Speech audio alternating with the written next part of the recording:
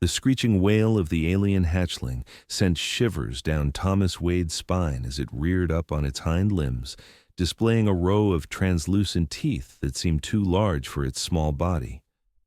The research facility's containment chamber fell silent, except for the creature's aggressive sounds and the soft hum of monitoring equipment.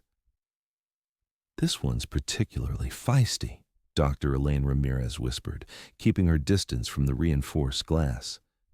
Third-generation Kaldorian, but showing twice the aggression markers of the others.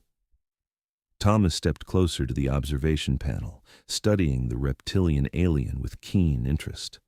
The hatchling scales shimmered between blue and green under the laboratory lights, its 6 eyes tracking every human movement with predatory focus. "The neural patterns are consistent with advanced cognitive development," Thomas said, reviewing the data on his tablet.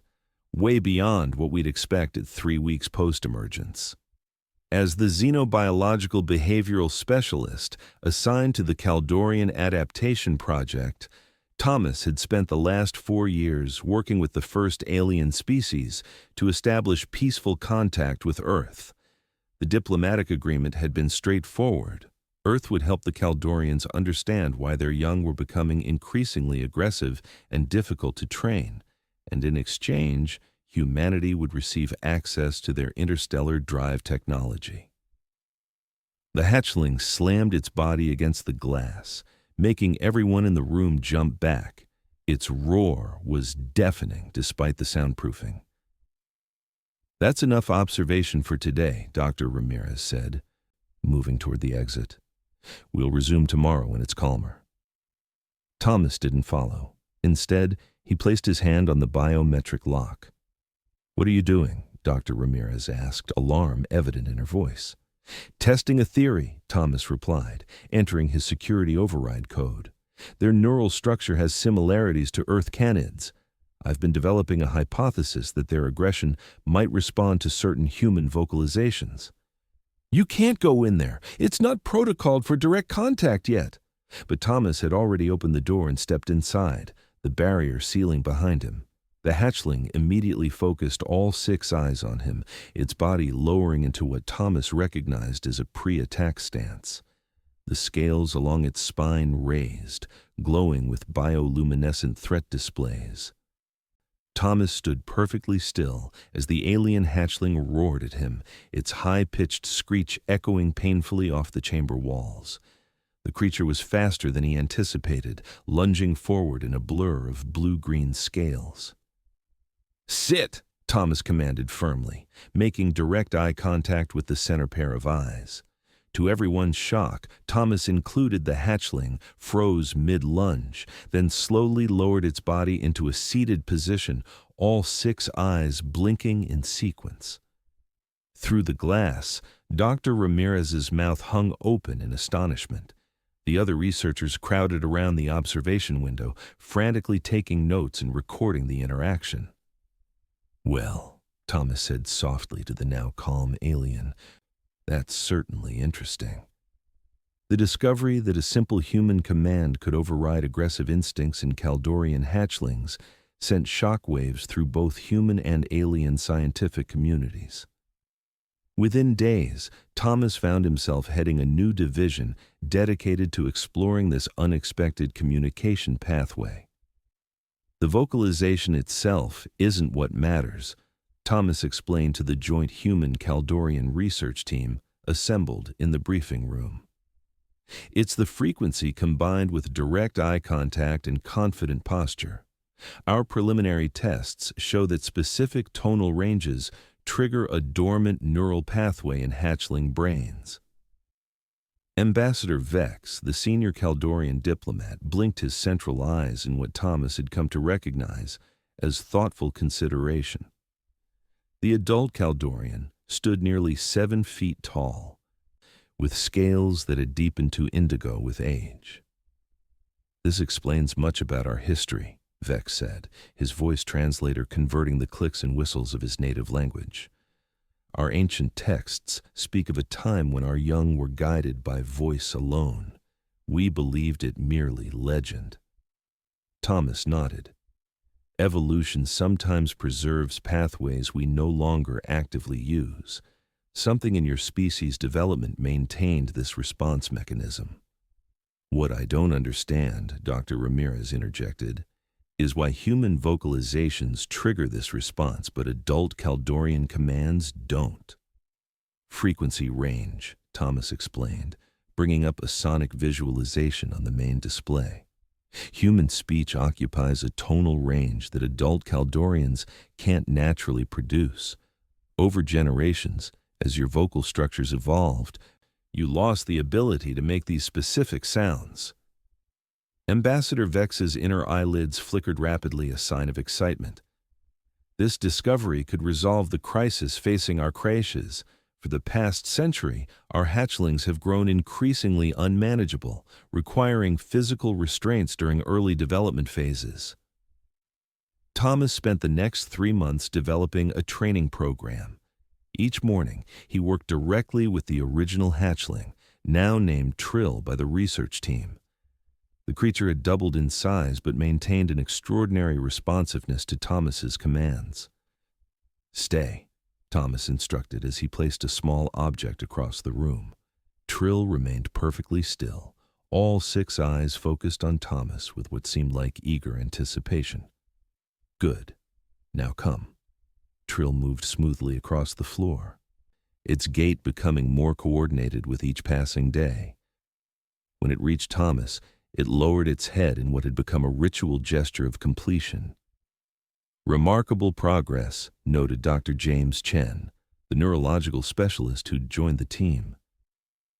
"The EEG patterns show a distinct pleasure response when it successfully follows commands." Thomas corrected automatically. "Trill is male according to Kaldorian biological standards." Dr. Chen nodded apologetically. "Right, sorry. He's responding not just to the commands, but to the approval afterward. It's creating a powerful, positive feedback loop." What neither of them could have anticipated was how quickly this simple discovery would transform into something far more complex and dangerous. The first warning came 6 weeks later when Thomas arrived to find Ambassador Vex waiting outside his laboratory, accompanied by 2 Kaldorian security officers. "We must speak privately," Vex said, his translator rendering his voice unusually flat. In Thomas's office, the ambassador sealed the door before speaking again. "There has been a development on my homeworld," Vex said. "News of your discovery reached our military division before diplomatic channels could establish appropriate protocols." Thomas felt a cold weight settling in his stomach. "What's happened?" "A military transport arrived at your lunar base last night. They are demanding access to your research and training methods." Vex's scales darkened with emotion. They believe this technique could be weaponized. Weaponized? How? If human vocal patterns can control our young, they fear it could potentially influence adults with the right technological amplification. They want to study the phenomenon to develop countermeasures. Vex paused, his central eyes fixed on Thomas. "And to explore offensive applications." Thomas leaned back in his chair, the implications hitting him all at once. "They think they could use modified human speech patterns as a weapon against your people. Or that humans might develop such weapons first," Vex confirmed. "Fear breeds paranoia, even among my kind." Before Thomas could respond, his communication panel lit up with an urgent message. Director Samuels, the facility administrator, appeared on screen. "Wade, get to Containment Room 3 immediately.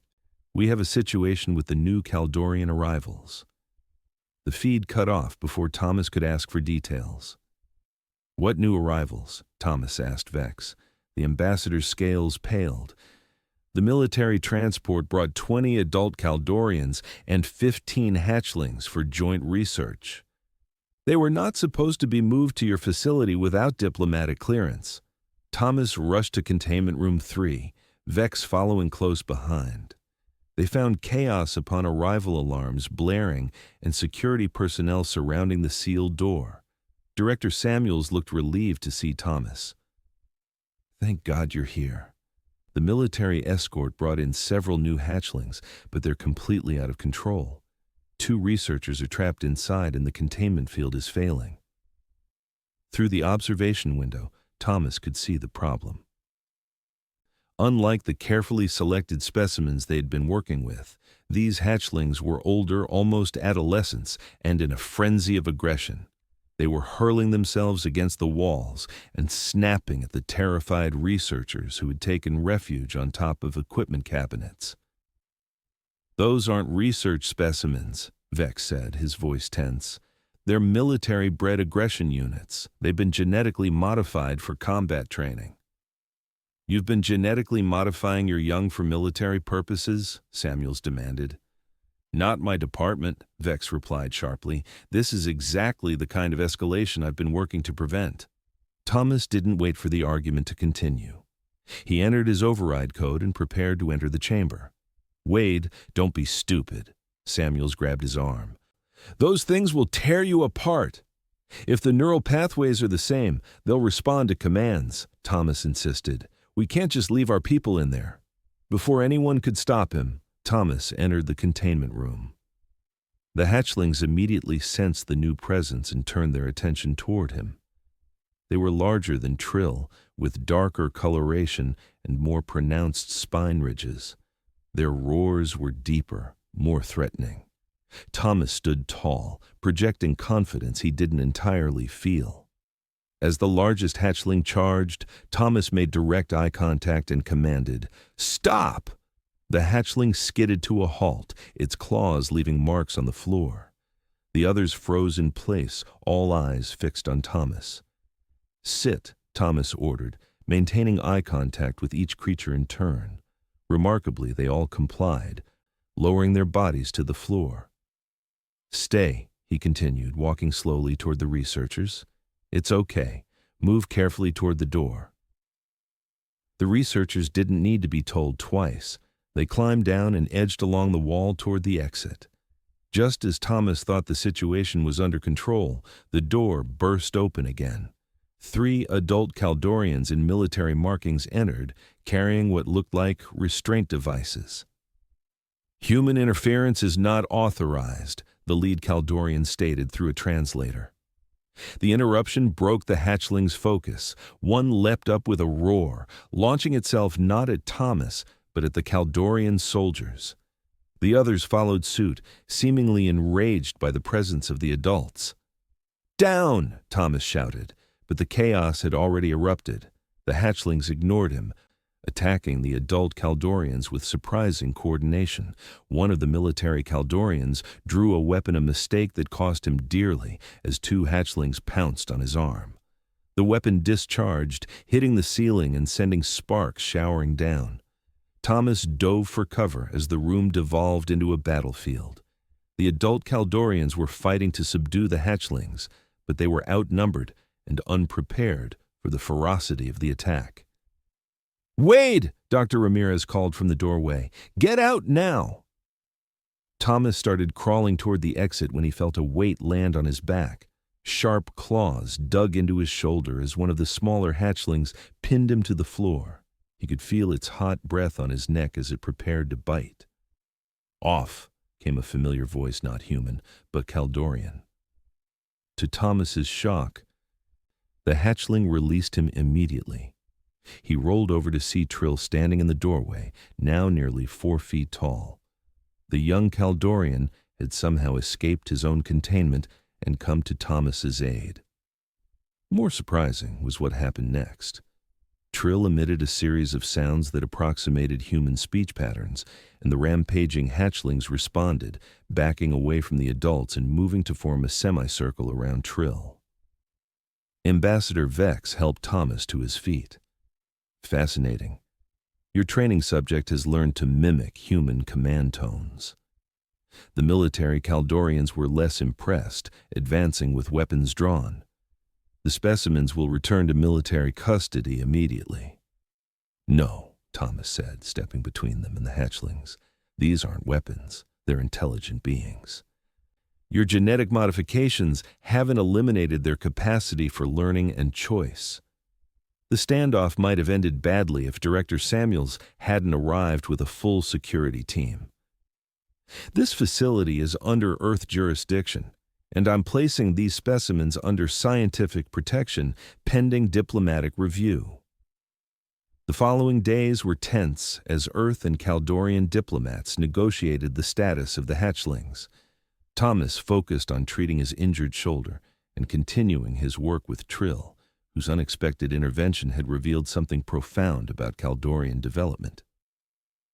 "He's not just mimicking sounds," Thomas explained to Dr. Ramirez as they watched Trill working with the other hatchlings. "He's teaching them a modified communication system that blends human tonal patterns with Kaldorian language structures. They're creating something entirely new." "A bridge language," she mused. But how did he learn to do this? Thomas had been pondering that question himself. "I think we've been looking at this backward.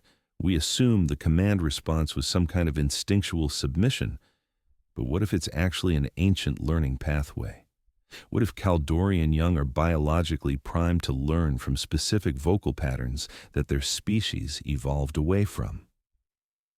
The diplomatic crisis eventually resolved into an expanded research agreement. The military Kaldorians were recalled, but with the provision that any defensive applications would be jointly developed with full transparency. 6 months later, Thomas found himself addressing an unprecedented joint session of human and Kaldorian scientists. Trill stood beside him on the stage, now nearly 5 feet tall and able to communicate in a hybrid language that both species were beginning to learn. "What we discovered wasn't mind control or an exploitable weakness," Thomas explained. "It was a lost connection between generations, a biological pathway designed to facilitate rapid learning and social bonding that had been obscured by evolutionary changes." Trill stepped forward, addressing the audience in the new hybrid language that translators were still struggling to perfectly render. "Humans did not command us to obey. They reminded us how to learn. The voice that says sit is the same voice that says you are safe to grow here." The implications extended far beyond behavioral training. The discovery led to breakthroughs in understanding both Kaldorian and human cognitive development. Educational protocols were revolutionized on both worlds, and the communication barrier that had limited deeper cooperation began to crumble. 1 year after the initial discovery, Thomas received a transmission from the Kaldorian homeworld. The first generation of hatchlings raised with the new communication methods were developing unprecedented language skills and emotional regulation. The crisis that had initially brought the species to Earth was showing signs of resolution. "You should be proud," Ambassador Vex told Thomas as they watched Trill leading a training session for new human Kaldorian communication specialists. "You have given our species back something we lost centuries ago." "I just followed the science," Thomas replied modestly. "Trill did the real breakthrough work." Vex's scales rippled with what Thomas now recognized as amusement. Yet it began with a human who saw a roaring hatchling not as a threat to be contained, but as a being trying to communicate in the only way it knew how. Thomas reflected on that first encounter, how a simple command had revealed a complex truth about connection across species boundaries. What had initially seemed like obedience was actually the beginning of understanding. The Kaldorian integration project expanded over the following years, with Thomas and Trill traveling between Earth and the Kaldorian homeworld to establish training centers. The hybrid language they developed became a standard diplomatic tool, enabling nuanced communication that translation devices had never quite achieved. On a clear autumn day, 3 years after that first breakthrough, Thomas stood on the observation deck of the first joint species space vessel, watching Earth recede in the distance. Beside him, Trill had grown to his full adult height, his scales deepened to the rich indigo of maturity. "Did you ever imagine we would come this far?" Thomas asked. Trill's inner eyelids flickered with emotion. "When you first said sit, and I understood your intention rather than your words. I saw possibility, not command, but connection. Below them in the ship's main nursery, human and Kaldorian children played together, the young Kaldorians responding to human vocal cues, while human children learned to interpret Kaldorian bioluminescent signals. The barriers between species were falling faster than anyone had predicted. The military applications never materialized, Thomas noted. All that worry about weaponization. Fear always looks for weapons, Trill replied, using an idiom from the hybrid language. Wisdom finds tools instead. As the ship accelerated toward the stars, powered by Kaldorian drive technology and navigated by human intuition systems, Thomas reflected on how a moment of unexpected obedience had transformed into a journey of mutual discovery. The hatchling that had roared in fear now stood beside him as a colleague and friend, their species linked by understanding that went deeper than commands or compliance. On the 5th anniversary of the breakthrough, a new joint research facility was dedicated on neutral space, a massive station orbiting between Earth and Kaldorian territories. Thomas, now heading the Interspecies Communication Division, watched with pride as the first class of hybrid-trained specialists graduated. The neural pathways we discovered weren't just about learning language, he explained to a reporter documenting the occasion. They were about creating empathic bonds across species barriers. When that hatchling obeyed my command to sit, it wasn't surrendering, it was reaching out, recognizing a pattern its ancestors had evolved to respond to. What nobody could have anticipated was how this discovery would prepare humanity for its next first contact. When the Meridon vessels appeared at the edge of the solar system 7 years later, their crystalline structures baffling conventional communication methods, it was Trill who suggested applying the principles they had discovered. They're responding to rhythmic light patterns, Trill observed, studying the data from initial contact attempts. Not so different from how our hatchlings respond to specific vocal frequencies. Thomas worked with the contact team to develop a communication approach based on what they had learned about neural receptivity and pattern recognition. Instead of trying to translate language, they focused on establishing a shared rhythm, a back and forth of signals that created a foundation for more complex exchange. When the Meridons finally established direct contact, their first message translated to a concept remarkably similar to what had started it all: recognition and readiness to learn. 10 years after a frightened alien hatchling roared at him and then unexpectedly obeyed a simple command, Thomas stood in the grand chamber of the newly established Interspecies Council. Representatives from 3 sentient species gathered to formalize cooperative agreements spanning technology, education, and mutual defense. The universe is full of beings trying to be heard, Thomas said in his address to the assembly. Sometimes in roars, sometimes in whispers. Our greatest achievement wasn't teaching others to listen to us, but learning to hear what they were already saying. Trill, now a senior diplomat representing his homeworld, added, "What began as perceived obedience revealed itself as the true foundation of all meaningful contact, the willingness to recognize patterns of connection across the barriers that seem to divide us." As the ceremony concluded, Thomas found himself remembering that moment of surprise when the hatchling had sat down in response to his command. What had seemed like a simple behavioral response had contained within it the seed of something profound, not dominance of one species over another, but the discovery of a shared capacity for understanding. The research facility where it all began had been transformed into a museum and educational center. At its heart was a simple display, a recording of that first interaction when an alien hatchling roared at the instructor. The human said, "Sit," and it obeyed not out of submission, but as the first step in a conversation that would ultimately span the stars.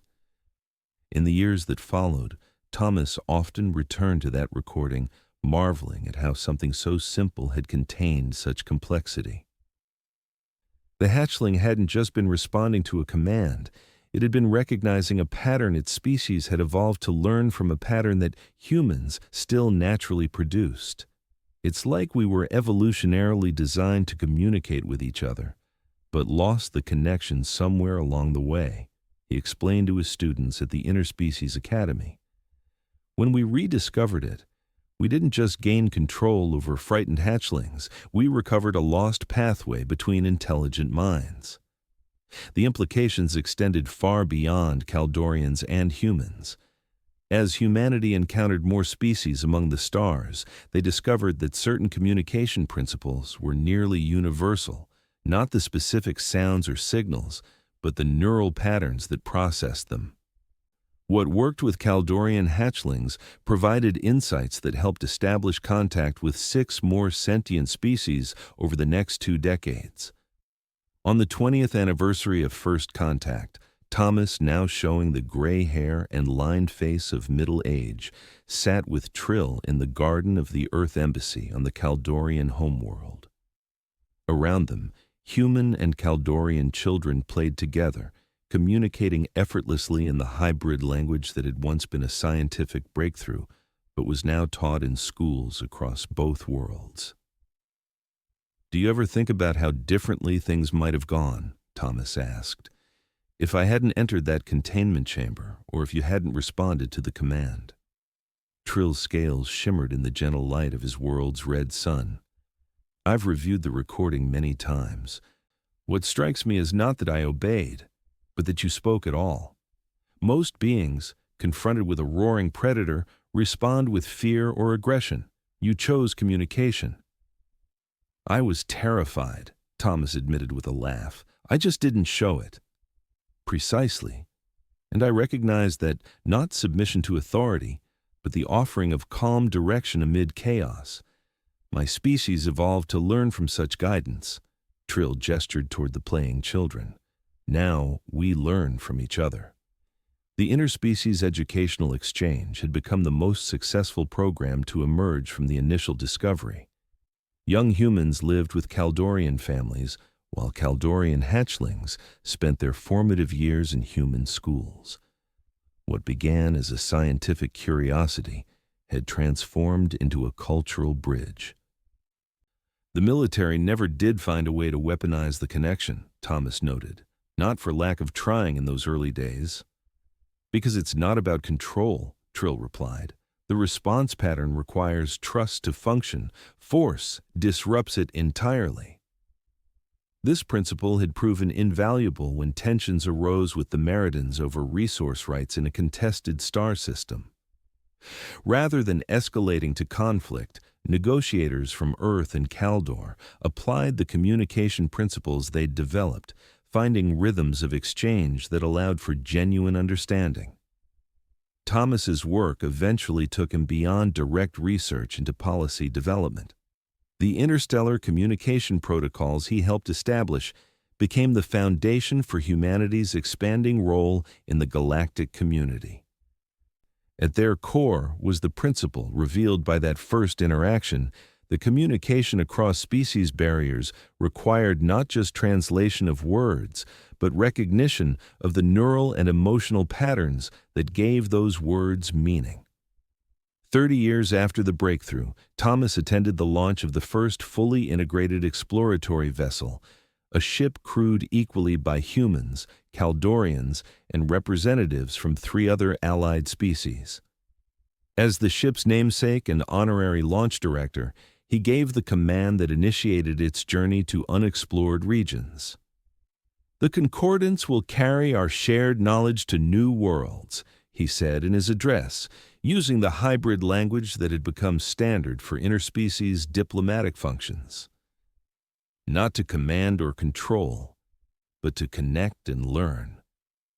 Trill, standing beside him on the platform as the Kaldorian ambassador to Earth, added, "From a roar and a simple word grew understanding that crosses the stars. What begins in confusion can end in harmony if we have the courage to listen beyond our fears." As the ship rose into the atmosphere, its advanced drive systems a blend of technologies from 3 worlds, leaving a trail of blue-green light. Thomas thought about the frightened hatchling that had changed the course of 2 civilizations, not through obedience, but through the willingness to recognize a pattern of communication across the seemingly uncrossable divide between species. The universe, they had discovered, was full of intelligent life. What made connection possible wasn't translation devices or diplomatic protocols, but the recognition that beneath the surface differences lay shared patterns of meaning, neural pathways that could align if given the proper frequency to resonate with. "Sit," Thomas whispered to himself as the ship disappeared into the upper atmosphere. Not a command, but a reminder of how something so simple could contain within it the key to something so profound. In the decades that followed, as humanity's place in the interstellar community grew, that principle remained at the heart of their approach to new species and new worlds. Not dominance, not control, but the patient work of finding the frequencies at which understanding could take root and grow. When Thomas finally retired at the age of 78, his legacy wasn't measured in papers published or policies established, but in the thriving interspecies community that had grown from that moment of unexpected connection.